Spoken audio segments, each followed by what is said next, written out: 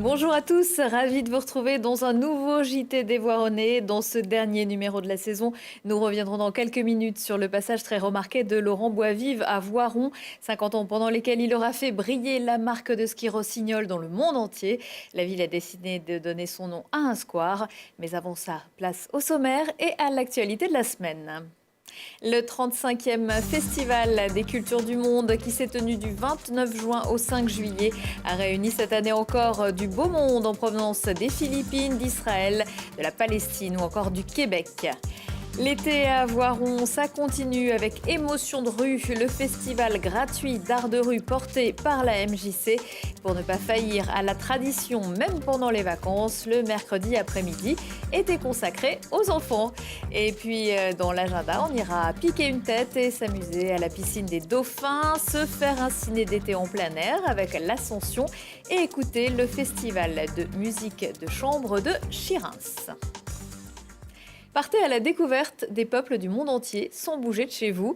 C'est le principe du Festival des cultures du monde qui, chaque année, depuis 35 ans, propose aux Voironnais et aux autres de découvrir les folklores d'une demi-douzaine de troupes. Cette année, ce sont les Philippines, le Paraguay, le Québec, la Macédoine, Madagascar et une troupe spécialement créée pour l'occasion entre Israël et Palestine qui avait été conviée. Hugo Marseille.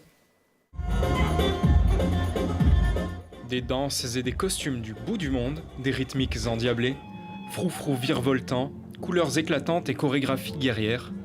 Pas de doute, le Festival des cultures du monde a bien pris possession du centre-ville voironnais. Alors le but de cet événement, qui est le 35e du nom, c'est toujours de faire rencontrer des cultures, de s'enrichir de la découverte des uns des autres, de multiplier les différences, parce que c'est à travers les différences qu'on se connaît et qu'on grandit. Et puis surtout, c'est d'apporter à Voiron un événement populaire de qualité. Voiron est depuis 3 ans le siège du Centre mondial des arts et traditions populaires, un épicentre inattendu, mais l'engouement populaire est bien présent. La musique est fantastique, les chants, les costumes aussi, c'est vraiment merveilleux. Alors j'ai ma petite sœur qui est bénévole dans ce festival. Elle nous a dit venez, c'est super, et un peu c'est super. C'est découvrir les différentes cultures, ça fait un peu voyager vu qu'on est en France. Et au pied de la scène, les artistes ne sont pas les moins heureux. On se prend en photo avec les danseurs d'ailleurs, on rit et on danse. Nous venons juste d'arriver et jusque-là, c'est vrai qu'on s'est bien amusé. Tous nos efforts semblent être appréciés par les gens ici et on sera ravis de revenir, c'est sûr. N'importe quand et pourquoi pas dès l'an prochain, dans les rues voironnaises. L'été se fête également grâce à Émotion de rue. La 27e édition a débuté le 7 juillet et propose gratuitement pendant 2 semaines des spectacles drôles, touchants, parfois loufoques, avec des compagnies professionnelles, des propositions amateurs et des animations autour des spectacles. Et ce mercredi après-midi, ce sont les plus jeunes publics qui avaient été conviés au Jardin de Ville. Un rendez-vous que les Voironnais attendent chaque année avec impatience. Cette année, ils ont même été nombreux à soutenir un financement participatif.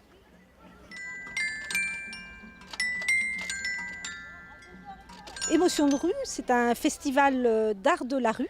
C'est la 27e édition qui a lieu cette année à Voiron. Et nous accueillons dans l'espace public des compagnies professionnelles qui cette année sont aussi étoffées par quelques propositions amateurs avec des groupes circassiens. Il y a forcément beaucoup de rencontres et de partage. C'est un festival qui s'adresse à tous. Alors, on peut avoir des spectacles qui sont plus en direction d'un jeune public. On a sur le festival des spectacles qui sont plus pour les adultes ou disons à partir de 8-10 ans. Cette année, on a des bénévoles qui ont eu envie de se lancer dans le financement participatif qui nous a permis en fait d'améliorer des petits points sur le festival, d'avoir un peu plus de confort, avoir un peu plus de technique par exemple. Mais ça, c'est venu directement de personnes qui s'intéressent au spectacle vivant et notamment à Émotion de rue. Ça m'enchante. Ça nous fait revivre une âme d'enfant. Voilà. Ah bah c'est super, puis vraiment les bénévoles sont hyper impliqués et heureusement, c'est vraiment, c'est vraiment extraordinaire. Ça permet de passer une bonne partie de l'été comme ça avec des choses sympas pour rien, juste s'amuser. À suivre, notamment jusqu'au 21 juillet, la compagnie Naum, le 13 juillet dans la cour de l'école Jules Rava, ou la compagnie Circumu le 20 à avenue Kennedy, avec également des ateliers de cirque. Pour plonger dans l'activité physique, direction le plus grand lac du pays voironnais. 2 grands rendez-vous à venir au lac de Paladru cet été. D'abord, pour les nageurs, la 17e traversée du lac le 14 juillet. 3 courses sont proposées, 600, 1600 et 3200 mètres.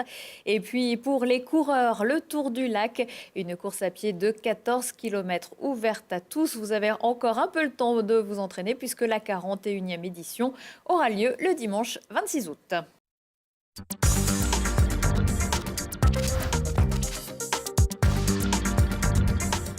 En 1907, l'entreprise Rossignol voyait le jour à Voiron. 19 ans plus tard, Laurent Boisvive naissait à Brides-les-Bains.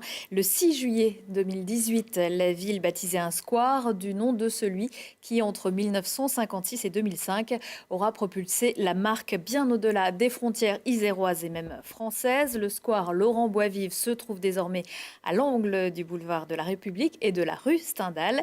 Pour parler de cet homme hors du commun, je reçois à présent Hélène Armand. Bonjour. Bonjour. Vous êtes journaliste, vous avez collaboré il y a quelques années à la rédaction de ce livre, Rossignol, 50 ans de ma vie, voilà, aux éditions Glénat. Il est sorti en 2010. Si vous le voulez bien, on va d'abord revenir sur la naissance de l'entreprise. Rossignol, on pourrait croire que c'est un nom créé de toutes pièces, tellement il semble parfait, avec ce coq bleu, blanc, rouge, et c'est en fait un vrai nom de famille. Oui, c'était à l'origine le fondateur Abel Rossignol. Donc, il s'est établi à Voiron avec une entreprise qui faisait des canettes pour le textile et puis une petite part d'entreprise qui faisait des skis. Alors, des skis en 1907, c'était peut-être pas très commun. Non, c'était déjà bien original, je pense, oui.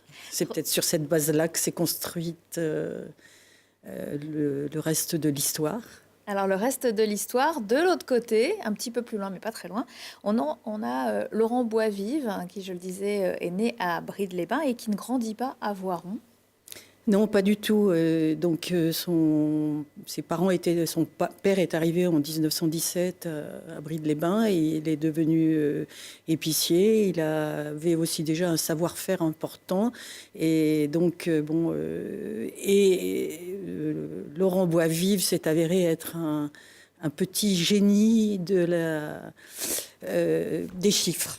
Je crois qu'il avait une grande facilité des chiffres et son père lui a confié un magasin qu'il a ouvert ensuite à Brides. Et ensuite, il a grimpé en altitude et il s'est installé à Courchevel. Alors, comment Rossignol est entré dans la vie de Laurent Boisvive et vice-versa ? Eh bien, déjà par la passion, parce que Laurent Boisvive avait une vraie passion du ski, qu'il regardait déjà, enfin qu'il regardait de loin, mais déjà tout petit. Et il a rencontré à Courchevel, parce que lui-même avait, un peu visionnaire, avait commencé à implanter des remontées mécaniques donc sur Courchevel, et il a rencontré là l'ancien champion de ski Émile Allais, et c'était au moment où Rossignol avait un petit déclin et il lui a confié ses soucis et immédiatement disons que Laurent Boisvive s'est rendu. Parce que Émile Allais travaillait chez Rossignol. Il était conseiller, conseiller chez Rossignol. Il était resté, après sa victoire de 1936, il était resté conseiller chez Rossignol. Et il a fait appel à M. Boisvive parce qu'il a pensé que c'était l'homme qui pouvait sauver l'affaire, parce qu'il avait vu ses qualités d'entrepreneur et de visionnaire et d'homme de chiffres et de passionné de ski. Voilà. Et il ne s'est pas trompé. Pendant les 50 ans de la présence de Laurent Boisvive à la tête de Rossignol, l'entreprise est passée de 8000 paires de skis par an à 50 millions de paires de skis par an. Ça tient évidemment beaucoup aux qualités de Laurent Boisvive. On en a parlé. Comment s'y est-il pris ? Moi, je ne suis pas femme d'affaires, mais bon, j'ai beaucoup écouté ce monsieur que je respecte et admire. Et je pense qu'il s'y est pris surtout avec un regard toujours très loin Quand je dis visionnaire, c'est qu'il a toujours projeté le développement de son entreprise très loin, au-delà de l'immédiateté. Je pense que c'est ça.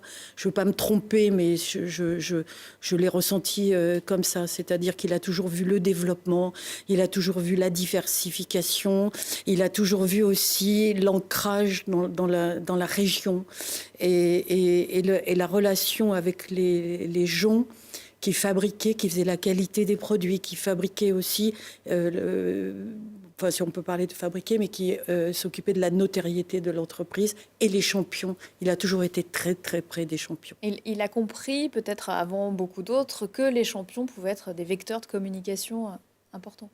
Oui, mais je crois que c'est sa passion qui l'a guidé et celle de sa femme aussi, Janine Boisvive, qui a toujours été très très près de lui et qui s'enthousiasmait quand il fallait partir aux États-Unis pour une compétition ou qu'il fallait être là près des champions. Elle a toujours été très très présente. Évidemment, Rossignol a donné de l'emploi à beaucoup de Voironnais. On a maintenant le quartier Rossignol à la place des anciennes usines. Des Voironnais qui étaient fiers de contribuer à cette réussite Made in France, Made in Voiron.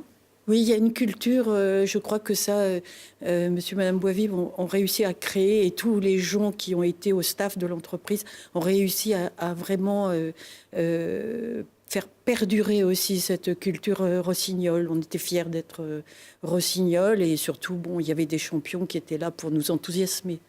Laurent Boisvive était présent il y a quelques jours pour l'inauguration du Square qui porte son nom, ainsi que son épouse Janie et Bruno Cerclé qui a repris les rênes de l'entreprise en 2008. Vous y étiez aussi, c'était certainement un moment émouvant. Très émouvant de voir monsieur et madame Boisvive et puis les gens qui faisaient partie de l'entreprise auparavant, qui étaient là, comme Jacques Rodet, j'en cite un parce que c'est lui qui a embauché monsieur Cerclay, qui était là, et surtout monsieur Boisvive qui avait toujours son sourire rayonnant et tellement heureux de ce petit square avec cette sculpture. Je ne connais pas l'artiste, mais qui est très dynamique. Donc, face à ce qui a été l'entreprise Rossignol. Il y a un très grand moment de sa vie. Merci beaucoup, Hélène Armand, de nous avoir rendu visite et de nous avoir intéressés sur Laurent Boisvive, de nous avoir donné toutes ces explications qui donnent envie de lire ce livre. Je rappelle les références. Rossignol, 50 ans de ma vie. C'est aux éditions Glénat.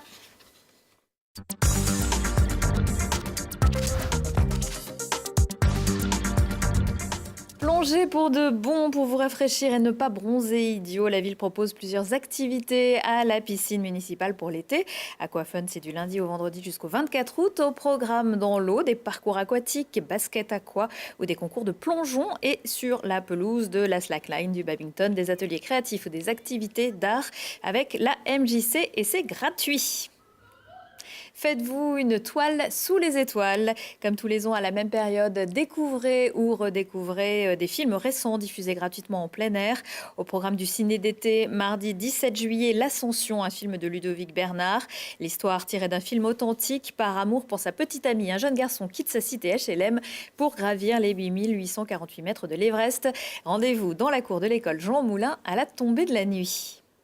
Le 54e Festival international de musique de chambre organisé par les Amis du Prieuré de Chirins débutera le samedi 14 juillet à 21h. Premiers invités, le trio Messiaen, de jeunes prodiges, notamment récompensés lors du dernier concours international de musique de chambre de Lyon. Suivront encore jusqu'au 10 août la pianiste Claire Désert et le clarinettiste Pascal Morag, l'orchestre à cordes de Minsk, le quatuor Takacs, le quintet à cordes de la Philharmonie de Berlin et le quatuor Johannes. Et puis n'oubliez pas les festivités autour de la fête nationale le 14 juillet. À Voiron, les feux d'artifice seront tirés depuis le campus de la Brunnerie. Des navettes gratuites seront mises en place à partir de 21h sur les lignes 1, 2 et 3. C'est ainsi que s'achève le dernier JT des Voironnais de la saison. J'ai été ravie de partager ces quelques mois avec vous. On se retrouve en septembre. Très belles vacances à tous.